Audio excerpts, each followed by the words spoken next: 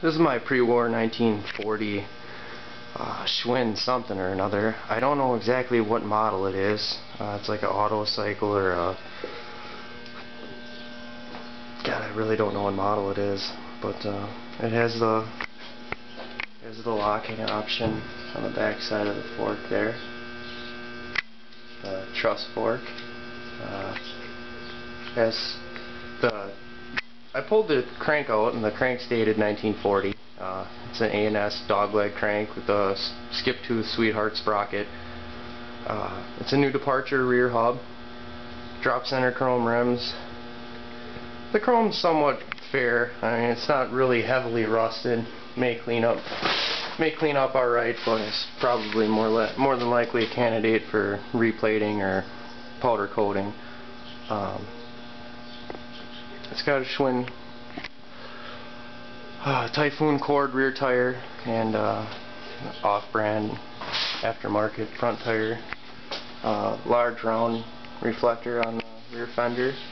The fenders are fairly straight. It looks like there may or may not have been a repair on the weld up by the seat mast right there. You see where the seat stays meet the seat mast.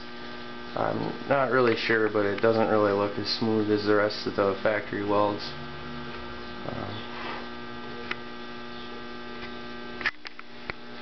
Not sure if that's a aftermarket chain guard or a factory chain guard. I've seen those on a few other rides as well, so I'm not too sure, but I know it is of a relatively correct era, even if it is an aftermarket. It's got the wide cruiser style handlebars on there. It's a pretty neat old balloon tire bike. Probably not going to have time to get around to restoring this one. I'm contemplating selling it, so I've got a few other projects. Actually, I got a ton of other projects. Actually, everything I own seems to be a project. But I've got this other bike here that's also a pre-war. It's a 1940 Schwinn Pullman.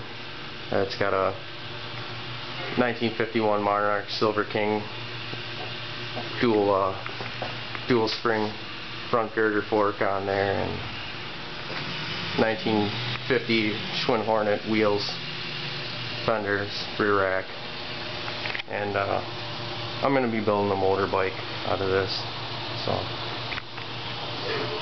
So the other black one has been pretty much garage art here for the last 2 years. It's just kind of been hanging around. I think it's probably about time to get it marketed. Just going to have to come to terms with the fact that I'm not going to have time to get around to restoring them all. It's kind of sad because I know I'll probably never have something like that again, you know.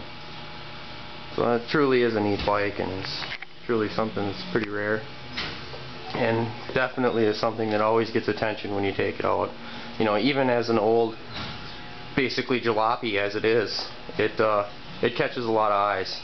You can restore something like this, and you'll really truly have something to write home to mom about. It's a pretty cool bike. Well, thanks for having a look.